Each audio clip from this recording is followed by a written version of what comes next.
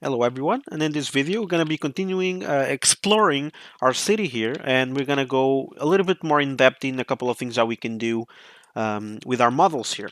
Now, just a quick recap.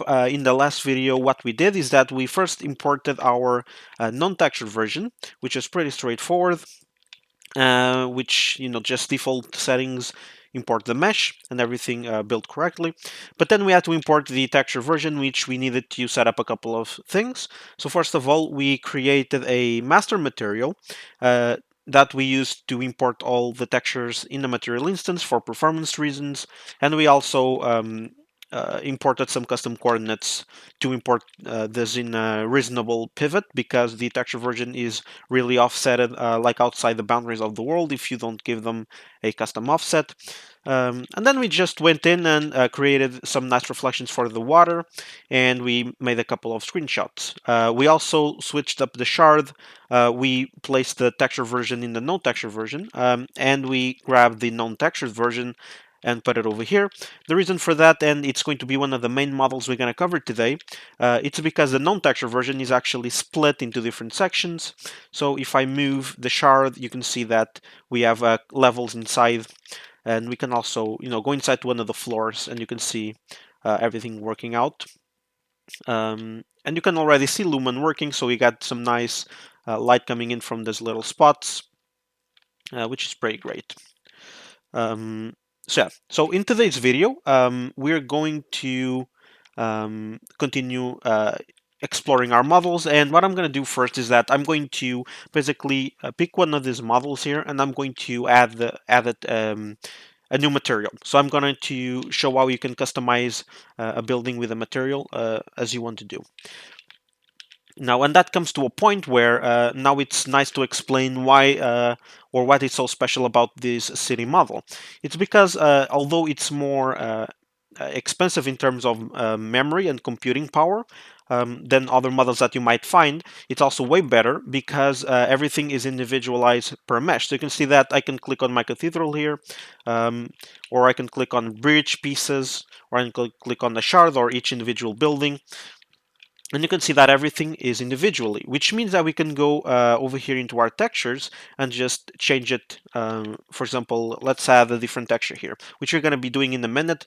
Or if we want, if we're doing another city and we want this building here, we can just use this individual mesh in another city completely, and we can move models around if we want them. So we could just basically, terraform the city here and change buildings around if we wanted to, which is something that normally models that other models you can do that because they import as a single unified mesh, which is better for performance but way worse for customization.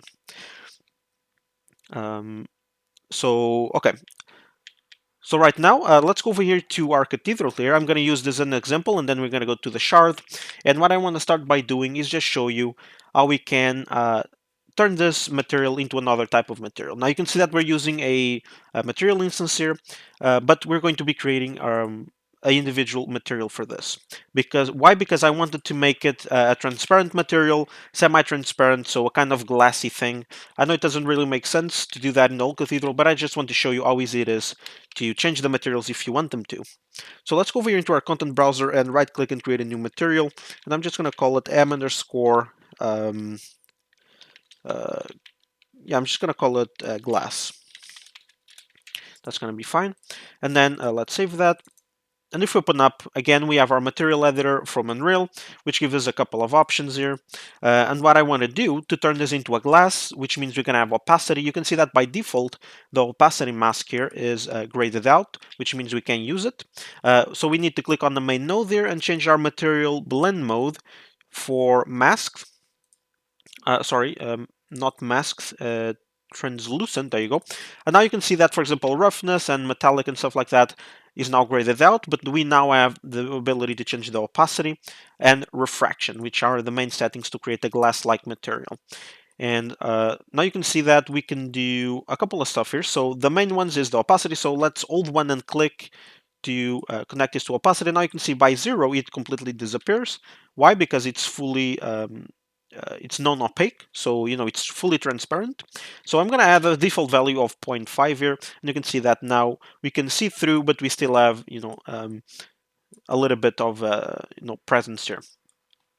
And now I'm going to create another node. I'm just going to copy this one and hook this up into refraction. And you can see once it compiles, you can see that we have a little bit of refraction. So you can see over in the edges that the image is kind of refracted to the side. And obviously you can change how much it is by modifying this value here. Now the third thing that I want to do is, because we're going to be applying this into the cathedral and I still want to retain um, some of the texture, I'm going to go over here into the instance. So I'm going to click on this little icon with the cathedral selected. So we get the material instance. I'm going to open that up and then I'm going to browse for the texture. So this is the individual texture of the cathedral, and I'm going to drag and drop that inside my glass material. So it's going to automatically create a texture sample with a texture assigned, and now I'm going to connect that to the base color. So now you're going to have kind of a weird effect here, which you can see that now we still have a, okay. I have to, let's select our glass material layer and go into the cathedral and assign that material. And I can see that we have kind of a weird effect where we still have the texture, but now it's glass-like. So you can see, we can see through, you can see the tree through the building. And obviously you can change the settings here to whatever you want. So let's decrease the opacity. So and now if we apply, you can see that it will apply in real time. And you can see that now you can see more of the building and less of what's behind it. So I know it doesn't really make sense in this case, but I just want to show you how easy it is to change the material per building. So yeah, I'm going to leave that, and I'm just going to leave this underscore. I'm going to add another naming here, and I'm going to leave underscore with texture. So I just want to know that this is a glass that uses a base color as a texture. I'm going to click on it, and I'm going to do Control W. And I'm just going to remove the texture one, because now we're going to turn this into a pure glass, and it's not letting me create because I think I need to save this, and now it should let me set or not. Okay, we're just gonna call it glass non-textured. There you go, that's better.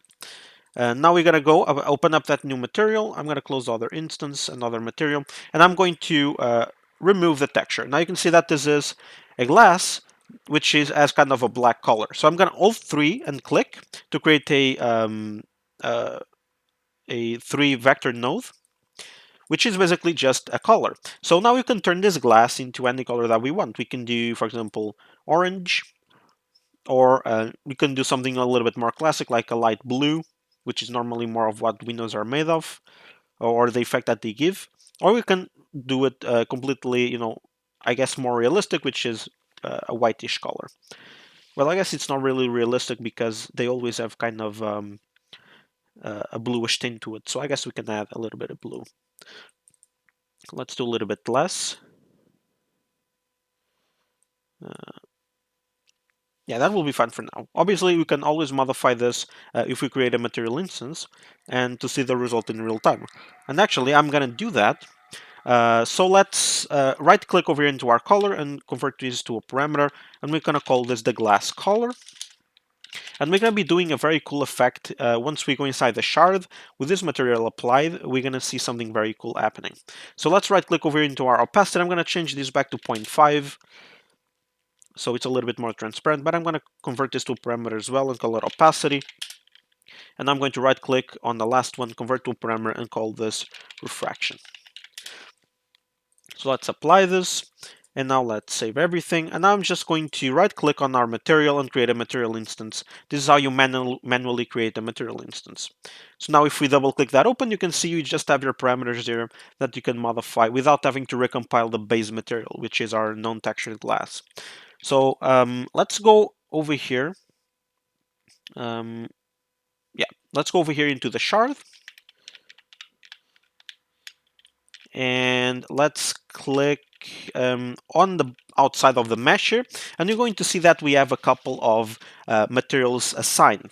Now this is because this building in specific has a couple of pieces. So if you see inside, you see that you have kind of the metal frames, you have this kind of horizontal frames here, and then you have the insides that are more bluish, which are supposed to be the glass itself. So let's open up the model, and I'm going to show you a very good trick when you want to see which texture is on. In this case, they're kind of very similar.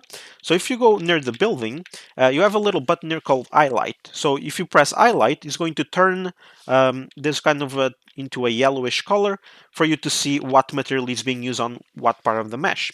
So if you toggle this, you can see this material. If you toggle this, you can see this material. In this case, it's the beams, I think. Yes. There you go. If you do this material, you're going to see it's the other frames. This one is going to be the metal bars. This one, what is it? It's only over here. I don't know why this is a specific material. Not sure if this is a bug or what, but okay. And now if we highlight this one, it's going to be this kind of wires here.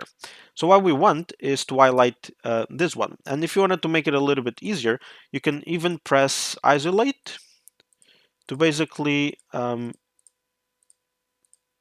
remove this part from the model. So if you press isolate, you're kind of removing that part from the entire model visually. So it's probably a little bit easier to see than the highlight one. But if we hide everything here,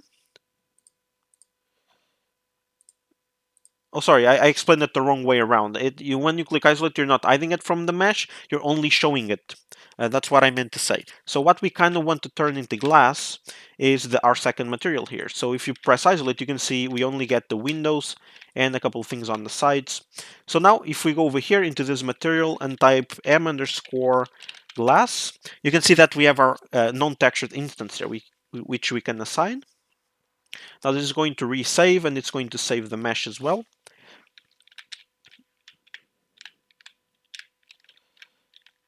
So now you can see that we kind of have a glass kind of texture to this model. Now it looks very weird there because the other components like the floors are not in it, so you can see through the whole building. But if we now exit this and look at the model outside, you can see how cool it looks with kind of the transparent glass. Now if you now go inside one of the floors, for example up here, you can now see the entire city from inside. And I kind of want to show the details of the model. Let me go to one of the floors, more in the middle, probably. There you go. So you can now go over here and you can see everything. Now, obviously, we can go over here into our instance. I'm going to dock this into the window here so we can see everything. And now you can change settings in real time, which is one of the coolest thing of the instances. For example, I can just set the opacity to 0.1, and you can see now that you can see super clearly from the glass. But the refraction is a little bit too much. I'm gonna put like 0.2 or 0.1 or even 0. Oh, I think the refraction is actually yeah, so the default value of refraction is 1, is not 0. That's why it was creating the weird effect. So the further away you go from 0, the more refraction it's going to have in opposite directions. So I'm just going to put this to like something like 0.9, so we have a little bit of refraction, but it's not too much. And now you can see how cool it is. And another thing that we can do, which is we can change the glass color to any color in real time. So you can see that we can kind of tint the windows to any color that we want, and it's going to affect the entire scene. It's also going to change how the light enters the building here.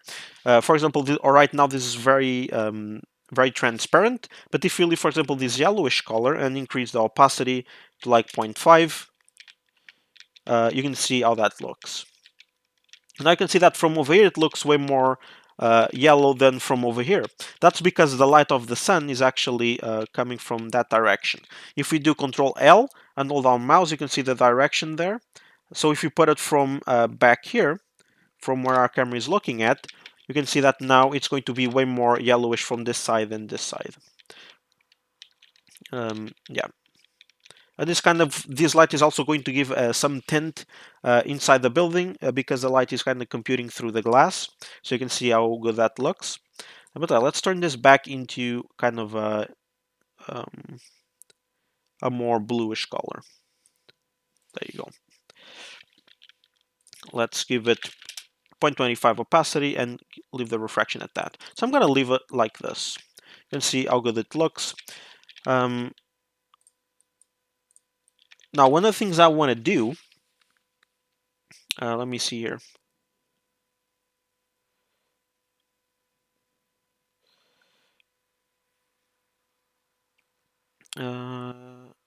Oh yeah, the next thing that I want to cover here is Nanite. Now, if you guys don't know what Nanite is, in Unreal Engine 5, it's kind of a new tool that was introduced, which is basically just a way to make it way easier to compute meshes. So it will automatically calculate level of details in a lot of meshes. So you can have, over here you can see that we have probably hundreds of buildings of separate entities and separate meshes.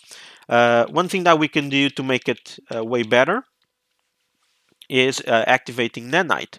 Now, Nanite will basically compute per instance of each building and basically see how far away you are from the camera and automatically only display the polygons or the polys. It's only going to render the exact vertices that you need while looking at it. So it's going to reduce the I guess the resolution of the model the further away it is from the camera,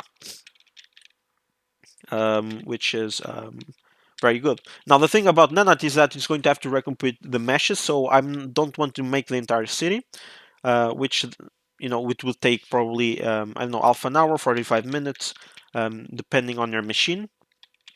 But I'm going to do a couple of them just by example, and then I'm going to use some of the tools to show you how it works. Now, one of the problems with Nanite currently, and this is a limitation because the Unreal Engine 5 is still in alpha version, is that it does not work with transparent materials. So, for example, if I go into this shard over here and browse it, if I right click, the way that you activate Nanite is if you go up here and click enable. If I do that, it's going to recalculate the mesh. But then the material is going to turn gray to like the default pattern, like it has no texture. Because I have the glass material which is transparent, it's not going to work. Yeah, so as I said, this might take a little bit to do, and then that takes a little bit of a while. But there you go. I think it kind of finished. It's still calculating the distance fields. But now you can see that the material is gray. It completely disappeared. That is because, as I said, the transparent materials don't work yet. So, for example, in the shard, we are using a glass material which has transparency, which means we need to disable Nanite. So you can just go back and disable it. And this is like a non-destructive operation, which means you can toggle on and off at will, so you can test around and see what works and what doesn't. But if we go to a random building here, let's choose this one. And if I choose this building, let's find it on our content browser.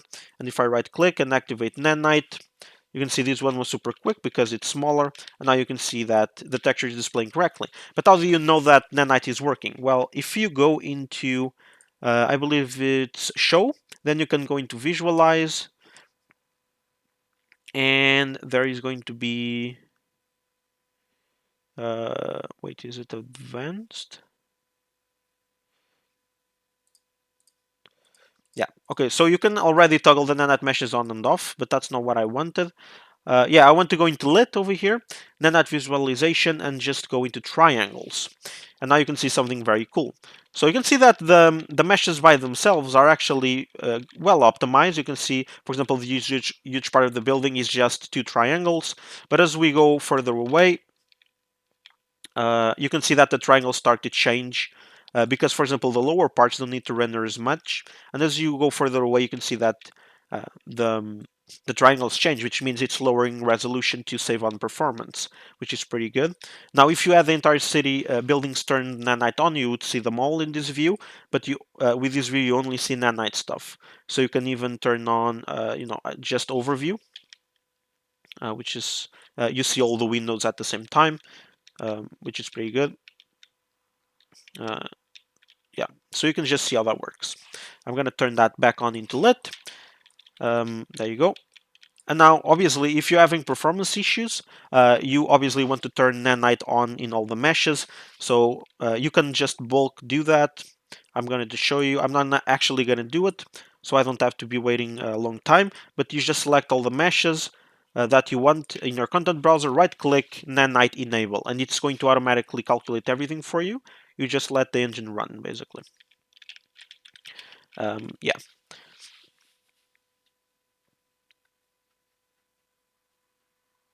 Now, another thing is I want to do is just now we're going to go into um, just into our render process here, and I'm going to show you a cool trick uh, also in that department, which is, you might want to be working on your scene, but you might want to basically you find a cool spot where it's kind of um, it has like a decent view that you want to save. So I'm going to show you how you can set up cameras that you can go from, you can just place them in the correct view, then you can go off, do whatever you want, and you'll always be able to get back to that same exact view that you found and that you like.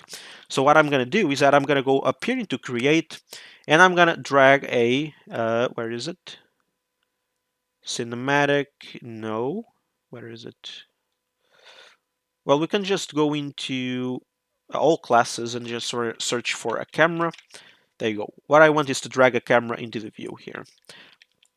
Now you can see, as you have a camera selected over here in the viewport, you can see that you have a little bit of a preview here.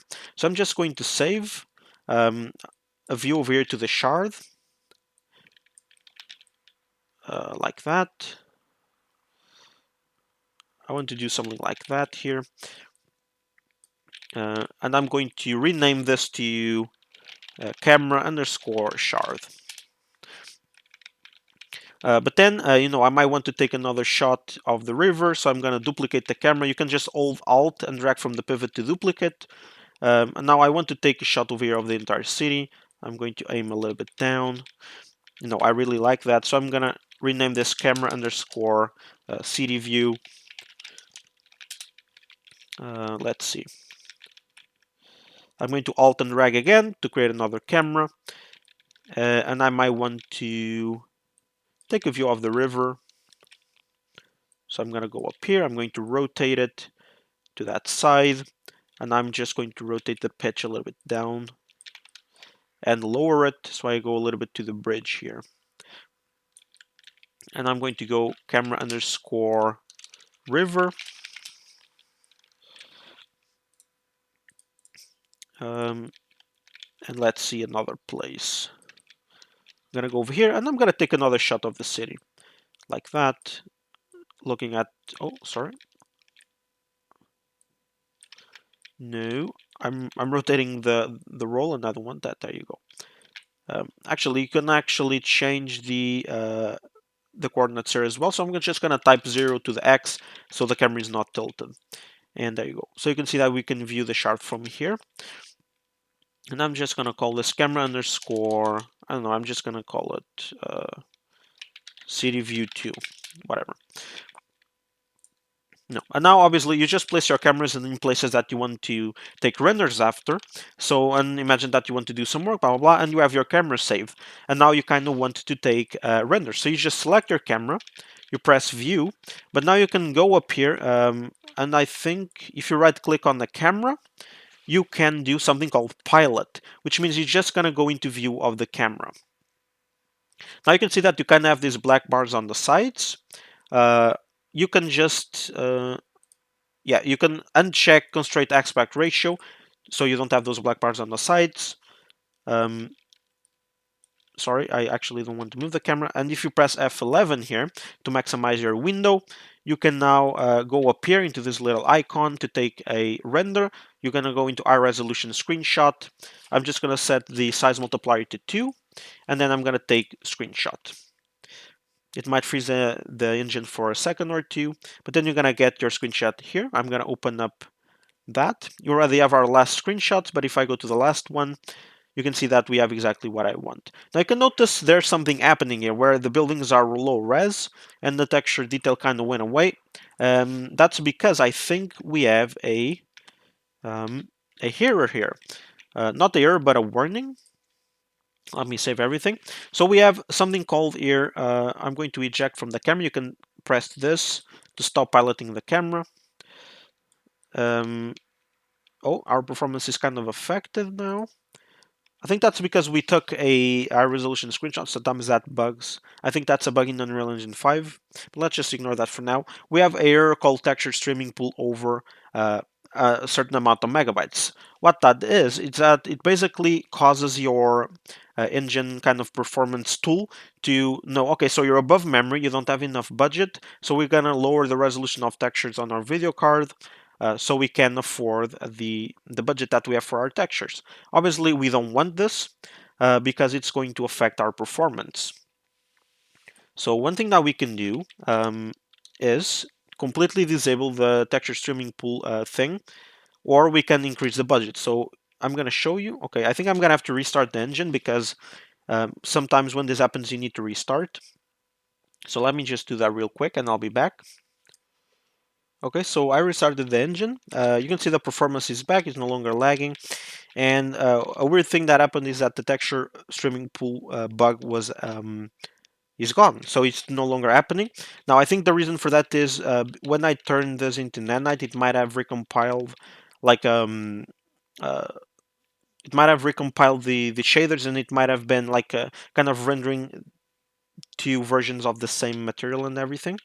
Whichever, like, that's going to obviously increase the memory. But this kind of bugs happen because Unreal Engine 5 is still in alpha, so the engine is still not completely fully ready for production. Obviously, you can see it still works perfectly. Sometimes you might have to restart and everything like that. But yeah, I'm just going to show you how to solve that error. Either way, it it didn't show up anymore. But if you want to remove that, you can go into texture pool. Oh, I should show you how to open this window first. Okay, so if you want to open your output log here, you can see you have your normal content browser, and then we have my sequencer here and your output log. If you don't have this here, you can go into window and you can go over here into output log and just click on it, and it's going to open up. And now if you search for texture pool, um, wait, what was the name? Oh yeah, it's streaming. It's not texture pool. So streaming, you can go over here and you have something called r.texture streaming. Now if you press enter, by default it's going to tell you that it's 1. Now 1 is the same in code for true, so 0 is false, 1 is true. So if you press the up arrow here and now you press 0, you're going to see that the engine might freeze for a second because it's disabling the system, and now you can see texture streaming is now disabled. You can go back to our content browser. You might suffer a little bit of performance because that tool is no longer working, but at the same time, it's going to keep your texture resolutions to the max, which you obviously want. For example, if you're taking renders like we're doing, or if you're doing a cinematic. Now, the only reason where texture streaming is really relevant if you're doing runtime apps, for example, a video game or something like that, you want to keep that enabled. So now we can go over here into our cameras. I think I'm going to take the screenshot again. So you can click on your camera here, press F, and now, as I said, right click on the camera and then press pilot. Now let's go into F11, go into this little icon here, and let's take another screenshot. Again, I'm going to put 2 on the multiplier here, just to be really high res, and then I'm going to press take screenshot, and I'm going to go into my screenshots here. Now to compare the last one that we took with the texture streaming problem, and this one, you can see that the buildings in the distance now all have the proper resolution, including everything else, including the reflections on the river and everything. So I'm just going to delete the screenshot that was bugged. There you go. And now it's really easy. We can just switch our cameras. So I'm going to press F11 again. I'm going to eject from the current camera. I'm going to go to the next one. Oh, I'm on a bit of lag again. I'm going to press F to focus, and then I'm just going to go right click on it, pilot. I'm going to remove constraint aspect ratio here, press F11. Come on, F11. Sometimes you need to focus you need to focus on the window before you click on the key, otherwise it won't full screen. Now I'm going to take the screenshot again. There you go. And now I'm going to go F11 again. There you go. Eject. Let me just type cameras here on the world outliner so I only get what I want. Let's go to the river one. Does the piloting thing work straight off the world outliner? Yes, it does. So you can just press pilot from there. Uh, and now I'm going to disable construct aspect ratio. Let me see if the screenshots work without full screen. I'm not sure if it does. It might do lower resolution, but let me see. So this previous one, let me right click and check file information. It's 5000 resolution. So if I go to this one, right click, informação, yeah, you can see that if you don't full screen to your screen resolution, it's going to take the render with the same resolution of your current window here. So we actually need to delete this one and actually go into full screen. So let me go here. And I'm going to take the screenshot. There you go. F11. And now to the last one, I'm going to go and take the chart. So I'm going to right click. And then I'm going to pilot that one. Take the constraint aspect ratio off. Take another screenshot in full screen. There you go. There you go. And I'm just gonna take one more from inside the shard, just for just to get a shot of the city from inside the shard itself. So I'm gonna press F11 again. Let's find a good spot from up here. There you go, something like that. Oh, I need to reduce my camera speed, otherwise I'm gonna go moving too fast. There you go. Do something like that. Press F11 and let's take a screenshot.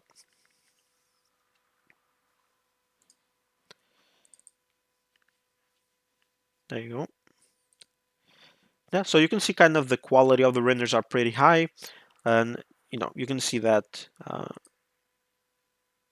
everything's looking great. There you go.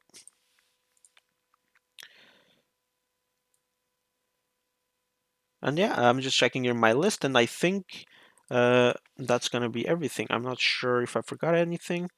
I don't think so. Yeah, I think that's gonna be it. So yeah, hopefully you guys enjoyed. I showed you a couple of cool procedures here, how how you can influence your city and kind of prepare it, change its materials, prepare some render locations and stuff like that. So hopefully you enjoyed. Yeah, that's gonna be it. Thank you so much for watching, and I'll see you next time. Bye bye.